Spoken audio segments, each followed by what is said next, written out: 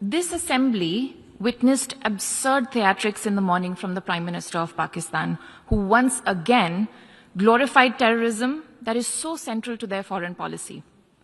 However, no degree of drama and no level of lies can conceal the facts.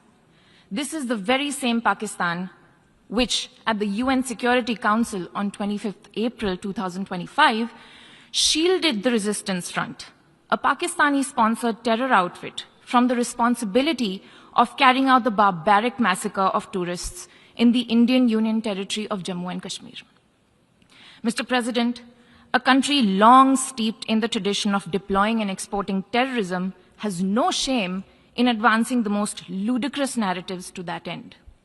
Let us recall that it sheltered Osama bin Laden for a decade, even while pretending to partner in the war against terrorism. Its ministers have just recently acknowledged that they have been operating terrorist camps for decades. It should come as no surprise that once again this duplicity continues, this time at the level of its Prime Minister. A picture speaks 1,000 words, and we saw many pictures of terrorists slain in Bahawalpur and Muridke terror complexes by Indian forces during Operation Sindoor.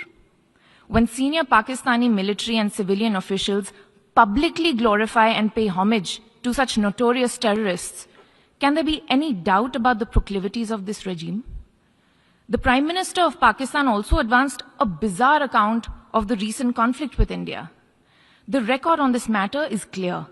Till 9th May, Pakistan was threatening more attacks on India. But on 10th May, its military pleaded with us directly for a cessation to the fighting. The intervening event was the destruction caused to multiple Pakistani air bases by Indian forces. The pictures of that damage are, of course, publicly accessible. If destroyed runways and burnt-out hangars look like victory, as the Prime Minister claimed, Pakistan is welcome to enjoy it.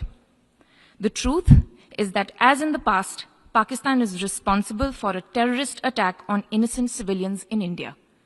We have exercised the right to defend our people against such actions and have brought the organizers and perpetrators to justice.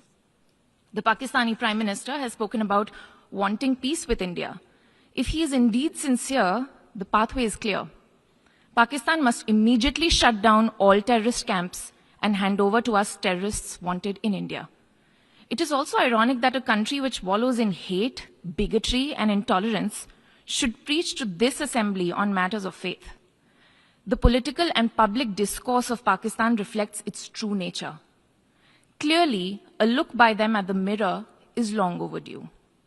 Mr. President, India and Pakistan have long agreed that any outstanding issue between them will be addressed bilaterally. There is no room for any third party in that regard. This is our long-standing national position. Where terrorism is concerned, we are making it clear that there will be no distinction between the terrorists and their sponsors. Both will be held accountable. Nor will we allow terrorism to be practiced under the cover of a nuclear blackmail. India will never bow to such threats. India's message to the world is clear. There must be zero tolerance for terrorism. I thank you, Mr. President.